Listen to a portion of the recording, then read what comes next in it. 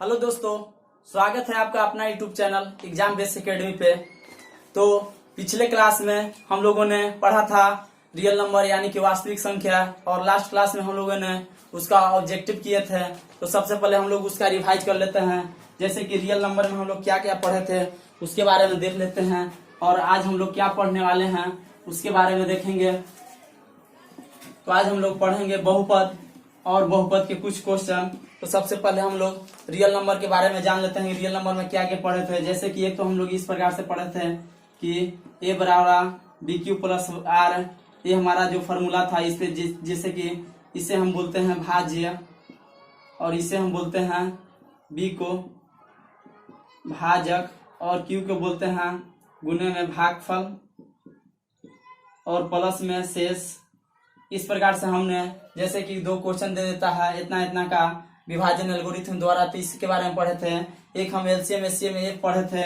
जैसे कि ये हमारा इसमें ये हमारा सबसे इम्पोर्टेंट होता है, 0 से बड़ा बराबर होता है आर, और आर से बड़ा होता है बी। जैसे कि इसके बारे में हमने आपको बताया था किस प्रकार से आपको कोई डाटा दे दे, जैसे कि 5 दे दे और 36 दे दे, और यहाँ से आप भाग दे दीजिएगा तो 7 × 5 = 35 आ गया, जो कि हमारा यहाँ हो जाता है शेषफल हो जाता है, जिसे हम इसे आर बोल सकते हैं। यहाँ पे ए हमारा जो हो जाता है जिसे हम भाजक बोलते हैं, और यहाँ पे हमारा बी हो जाता है जिसे हम यहाँ हमारा बी हो जाता है, यहाँ हमारा ए हो जाता है जिसे हम भाज्य बोलते हैं, और यहाँ पे हमारा भागफल आ जाता है जिसे हम क्यू बोलते हैं।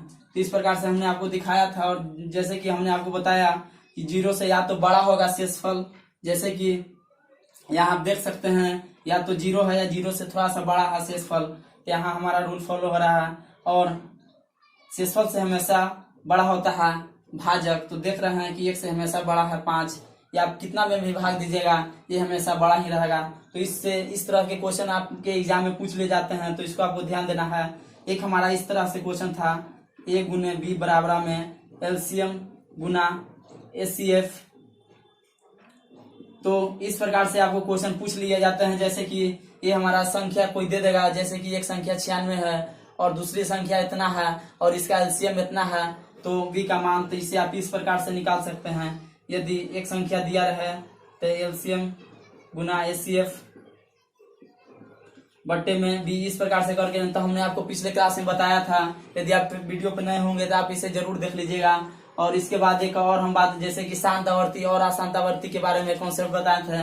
जैसे कि 2 के पावर m गुने में 5 के पावर n, 5 के पावर n के फॉर्म का हो, या 2 के पावर m के फॉर्म में का हो, या 5 के पावर m के फॉर्म का हो, तो ये हमारा तीनों का तीनों शांत आवर्ती होता है। ये हमारा तीनों का तीनों शांत आवर्ती होगा। मैंने इसके बारे में बताया था। जैसे कि आपको हम एक और कॉन्सेप्ट दिए थे कि सबसे पहले हमको स्टैंडर्ड फॉर्म में लिख लेना है। आप लोग बोलिएगा कि स्टैंडर्ड फॉर्म कम है, तो हम उसे काट के, जैसे कि 6/15, और यहाँ पे आपको दे दिए 11/15, और हम आपसे पूछ दें कि इनमें से कौन शांत है और कौन अशांत है, तो आप लोग जल्दी से बता सकते हैं। तो सबसे पहले हम लोग एक बेसिक बात है इसका कॉन्सेप्ट बता देते हैं। पिछले क्लास में हमने बताया था, फिर से हम आपको रिवाइज करवा देते हैं। सबसे पहले आप लोग जो हर है उसका भाज्य गुणनखंड निकाल लेंगे, लेकिन अभाज्य गुणनखंड निकालने से पहले आपको यदि संख्या कटे तो उसे काट लेना चाहिए। यहाँ से हमारा कट रहा है 2/2 6 और 5 15, इस प्रकार से 2/5 आ गया, तो हम कह सकते हैं कि इस फॉर्म में आ गया, तो हमारा शांत आवर्ती होगा। इसी प्रकार से इसका हम काट के देख रहे हैं तो नहीं कट रहा है, तो इसी प्रकार से यदि हम इसका अभाज्य गुणनखंड निकाले तो 11/5 गुने में 3 आ गया। तो यहाँ पर तो हमारा 5 ठीक था, लेकिन 3 हमारा जो अलग से आ गया, तो हमारा रूल यही बोलता है कि तीनों का तीनों यदि रहे तो हमारा शांत रहे। इसके अलावा कुछ भी रहे, या 3 के स्थान पे 7 भी होता, या 6 भी होता, या 9 भी होता, तो ये हमारा अशांत आवर्ती होगा। इसी प्रकार से हम लोग कह सकते थे कि हमारा अशांत आवर्ती होगा। या इसके जगह 2 भी क्यों न हो तो भी हमारा अशांत ही रहता। यदि यहाँ पे हमारा 5 आ जाता तो हमारा यह शांत हो जाता। तो इस प्रकार से आप लोग समझ सकते हैं। तो ये सब सारी की सारी बातें हमने आपको पिछले क्लास में बता दिए थे। और आज हम लोग आज आते हैं नए चैप्टर की ओर, जिस चैप्टर का नाम है बहुपद। और हम आज आप लोग के सामने बहुपद के बारे में चर्चा करेंगे, और बहुपद में किस प्रकार से क्वेश्चन बनाना है उसके बारे में बताएंगे। ये तो हमारा पिछला क्लास था। यदि आप पिछला क्लास नहीं देखे हैं तो उसे देख लीजिएगा। रियल नंबर से हमारा 10 नंबर का क्वेश्चन पूछता है, जो कि हम आपको पिछले क्लास में हमने आपको बताया है। तो आज हम लोग पढ़ते हैं बहुपद,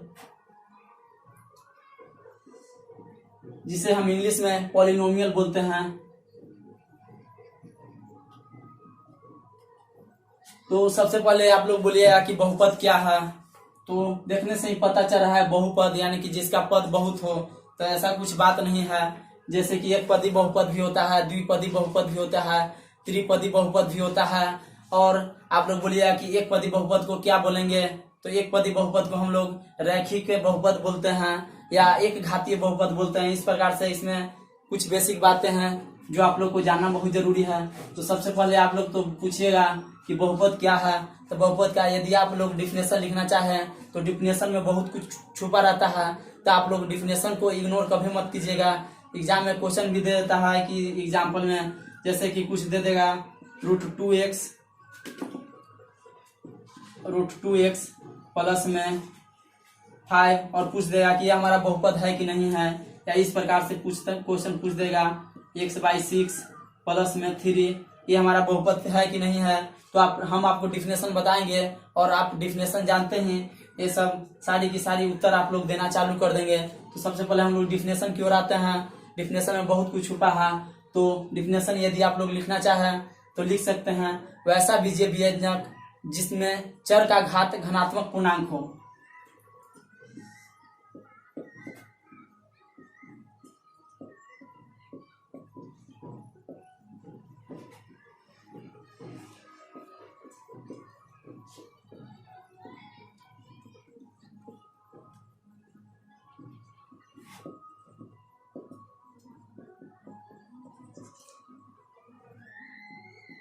वैसा बीजीय व्यंजक जिसमें चर का घात धनात्मक पूर्णांक हो या पूर्ण संख्या हो।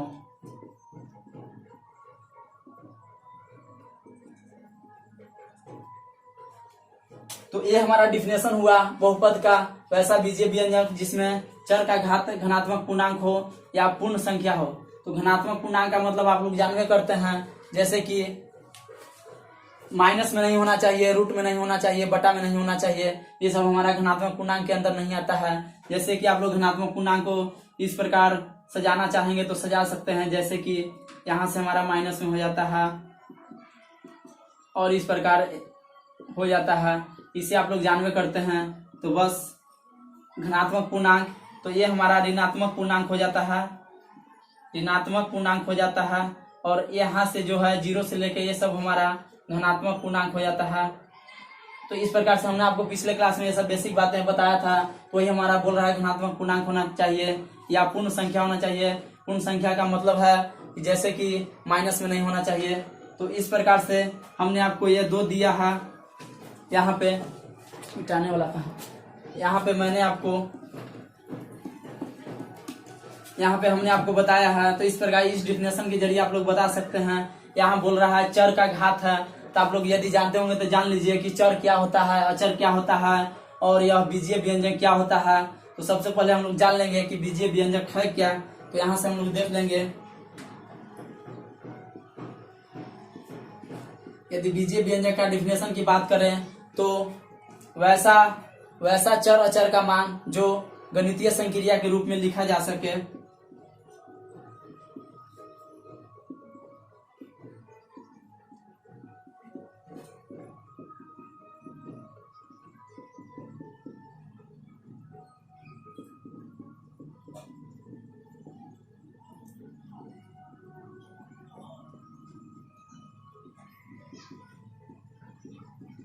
तो बीजीय व्यंजक के यदि आप लोग डिफिनेशन जानना चाहें तो वैसा चर तथा अचर का मान जो गणितीय संक्रिया में लिखा जा सके। जैसे कि इस प्रकार से आप लोग देखते होंगे s² प्लस में 2x प्लस में 5। तो ये हमारा बीजीय व्यंजक में यदि आप लोग 9वां से 10वां में आए होंगे तो बीजगणित में आप लोग देखे होंगे कि इसी प्रकार से क्वेश्चन मिलता है x² प्लस 2x प्लस 5 बहुपद निकालिए, शून्य का निकालिए, द्विघात समीकरण। तो ये हमारा बीजीय व्यंजक। तो यह हमारा अचर मान अचर मान का हमेशा ज्यों का त्यों रहता है और चर का मान हमेशा बदलते रहता है। तो आप लोग इस प्रकार से भी लिख सकते हैं कि चर का मान हम हमेशा बदलते रहता है। अचर को हम लोग इंग्लिश में कांस्टेंट बोलते हैं। और अचर को हम लोग इंग्लिश में कांस्टेंट बोलते हैं और चर को वेरिएबल बोलते हैं। तो इस प्रकार से बेसिक बातें हैं दोस्तों, हम उम्मीद करते हैं कि ये सब आप लोग जानते होंगे। तो हमें अब टॉपिक पे आते हैं। तो हमने इससे बताया कि हमारा बहुपद है कि नहीं है। तो यहाँ पे आप लोग डिफिनेशन देखिए, चर का घात, तो चर का घात यहाँ भी धनात्मक है, यहाँ भी धनात्मक है, तो हम लोग कह सकते हैं कि हमारा बहुपद है। लेकिन ये तीनों का तीनों, जैसे कि इसे आप स्टैंडर्ड फॉर्म में लिखना चाहेंगे तो इस प्रकार से लिख सकते हैं। 6 का एलसीएम हो गया 6, और यहाँ से आ गया हमारा 6 स्क्वायर और प्लस में x और प्लस में 3। यदि आपको इस प्रकार से क्वेश्चन दे दें, इस प्रकार से आपको मान लीजिए कि एग्जाम में क्वेश्चन दे दें और उसका स्टैंडर्ड फॉर्म पूछे और ऑब्जेक्टिव में कुछ ऐसा दे दें, 6x स्क्वायर माइनस में x प्लस में 3 या 6x square plus x plus 3, इस प्रकार से कुछ क्वेश्चन दे दें, तो आप इसको इस प्रकार से आप लोग जानते हैं कि इतना निकलने के बाद यहाँ से हमारा हो गया, यहाँ से आप लोग इस प्रकार से लिख सकते हैं 0। तो यहाँ से देखिए, यदि हम इसे क्रॉस मल्टीप्लाई करेंगे तो ये हमारा 6 है, ये हमारा 1। तो इस प्रकार से ये 6 तो 0 से गुना होने के बाद 6 खत्म हो गया। तो आप इसे स्टैंडर्ड फॉर्म में इस प्रकार से लिख सकते हैं। तो इस तरह के क्वेश्चन से आप लोग डरना नहीं है, बस इसका एलसीएम निकाल के और उस तरफ 0 करके और क्रॉस मल्टीप्लाई कर लेना है। और क्रॉस मल्टीप्लाई करने के बाद आपका एक द्विघात बहुपद के रूप में मान आ जाएगा। तो इस प्रकार से हमने आपको बताया कि कौन सा बहुपद नहीं है, जो रूट में मान हो, यानी कि x का जो चर का घात है। तो ये सब हमारा x, y, z, a, b, c, d, ये हमारा सब का सब चर होता है। और अचर पूछ दे तो जितने भी वास्तविक संख्या ये सब वगैरह वगैरह हैं, जैसे कि 2, 3, 6 कुछ भी रहे, ये सब हमारा अचर वैल्यू हो जाता है। इसका मान जो का त्यों रहता है, लेकिन इसका मान बदलते रहता है। कभी 2x हो जाता है, कभी 2x स्क्वायर हो जाता है, कभी 2x क्यूब हो जाता है। तो इस प्रकार से हमने आपको बताया कि ये हमारा बहुपद नहीं है, क्योंकि चर का जो घात है, देखिए यहाँ से यदि घात निकालें तो √2 को आप लोग इस प्रकार से भी लिख सकते हैं पावर में, जो कि हमारा रूल यह नहीं बोलता है। तो यहाँ से आप लोग लिखना चाहेंगे तो लिख सकते हैं।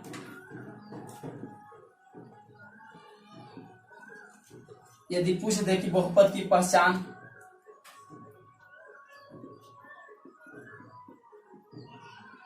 तो बहुपद की पहचान, इसका घात पावर में नहीं होना चाहिए, या रूट में नहीं होना चाहिए, या घात माइनस में नहीं होना चाहिए। ये हमारा तीनों का तीनों बहुपद नहीं होगा। तो इस प्रकार से हमारा कुछ क्वेश्चन है एग्जाम में पूछ लिए जाते हैं, जैसे कि कुछ दे देगा और 4 ऑप्शन में से 3 ऑप्शन दे देगा, कोई रूट में किसी का पावर माइनस होगा, तो उस प्रकार से आप उसमें आसानी से चुन सकते हैं। तो बहुपद के बारे में एग्जाम्पल इस प्रकार से आप बहुपद का एग्जाम्पल ले सकते हैं, जैसे कि 7x स्क्वायर हो गया, या 7x प्लस 5 हो गया, या ओनली 7 ही हो गया, या 2x स्क्वायर प्लस में x प्लस में 1 हो गया। ये सब हमारा बहुपद का एग्जाम्पल है। आप लोग डिफिनेशन के द्वारा देख सकते हैं कि चर का घात धनात्मक है, जैसे कि ये हमारा चर राशि है, इसका घात धनात्मक है, इसका भी कुछ भी नहीं है तो पावर 1 है तो धनात्मक है, ये भी धनात्मक है, ये भी धनात्मक है। इस प्रकार से हमने आपको बहुपद बताया, बहुपद की पहचान बताया, किस प्रकार बहुपद की पहचान करेंगे। अब हम लोग आते हैं कि एक घात वाला बहुपद या एक पदी बहुपद को हम लोग क्या बोलेंगे, और उसमें शून्यकों की संख्या कितनी होगी, और इसका शून्यक किस प्रकार से निकालेंगे। तो अब हम उसके पे चर्चा करेंगे। तो हम इसे मिटाना चाहेंगे दोस्तों।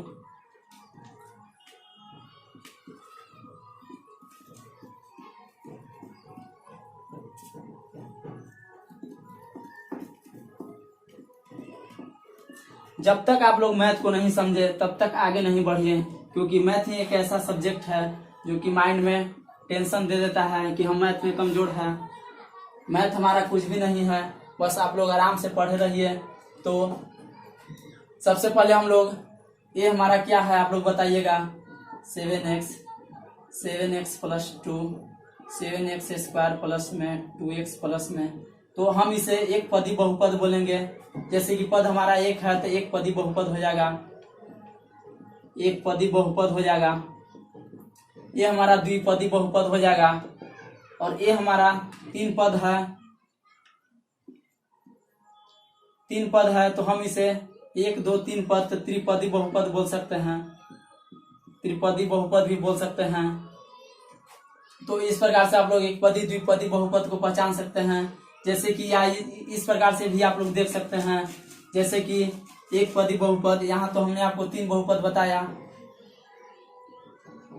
एक पदी बहुपद, या इसे एक घातीय बहुपद भी बोल सकते हैं, एक घातीय बहुपद। द्विपदी बहुपद को आप लोग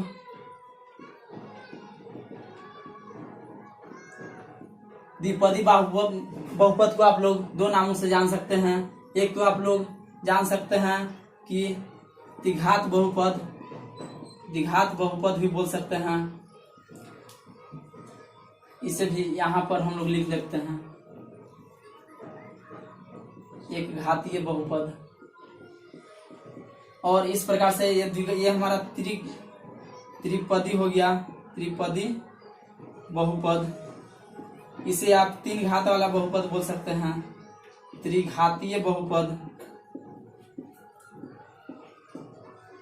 तो ये तीनों का स्टैंडर्ड फॉर्म यदि बोले कि एक घात वाला बहुपद का स्टैंडर्ड फॉर्म क्या हो जाएगा, इसमें शून्यकों की संख्या कितनी होगी, तो इसका स्टैंडर्ड फॉर्म हो जाता है ax प्लस b। इसका स्टैंडर्ड फॉर्म बोले तो ax स्क्वायर प्लस में bx प्लस में c। इसका स्टैंडर्ड फॉर्म बोले तो ax क्यूब प्लस में bx स्क्वायर प्लस में cx प्लस में d। इसका यह व्यापक रूप हो जाता है, ये हमारा व्यापक रूप हो गया, ये हमारा बहुपद का नाम हो गया। बहुपद के ये हमारा प्रकार हो गया, ये बहुपद के व्यापक रूप हो गया। और ये हमारा बहुपद में शून्यकों की संख्या,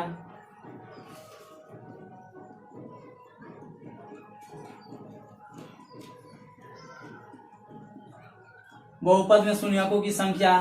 तो ये हमारा एक पदी बहुपद या एक घातीय बहुपद में शून्यकों की संख्या।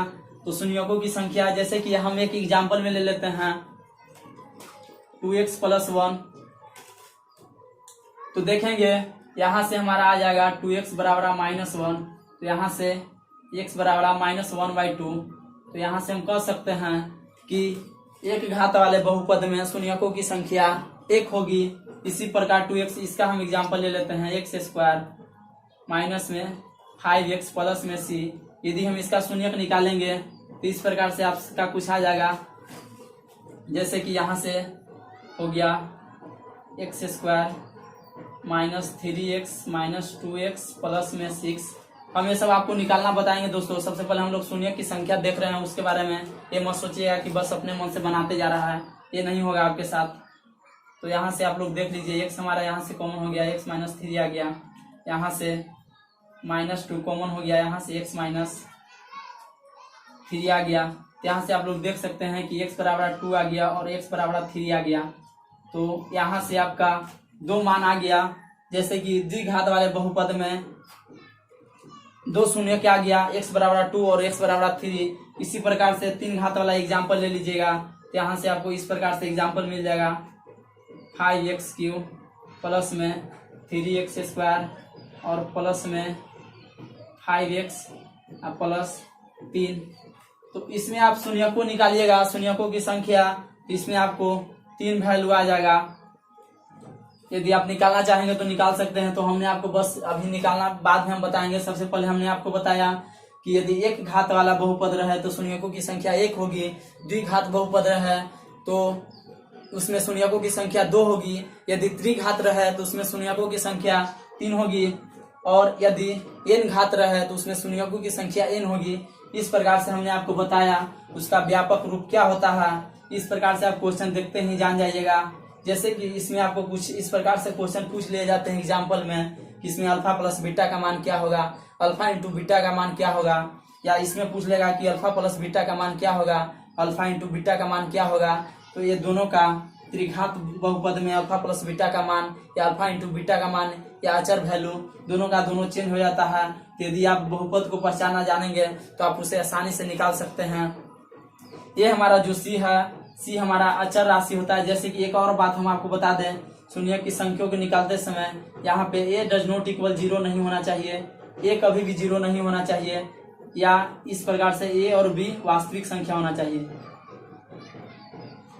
ए और बी वास्तविक संख्या होना चाहिए। यहाँ भी ए डज नॉट इक्वल 0 नहीं होना चाहिए, यहाँ भी ए डज नॉट इक्वल 0, यानी कि ए कभी भी 0 नहीं होना चाहिए। यदि यहाँ पे आप 0 ले लेते हैं और इस प्रकार से, तो यहाँ पे देख लीजिए 0 गुना कुछ भी होता है तो इसका मान 0 हो जाएगा, जो कि इसका पूरा का पूरा घात ही खत्म कर देगा।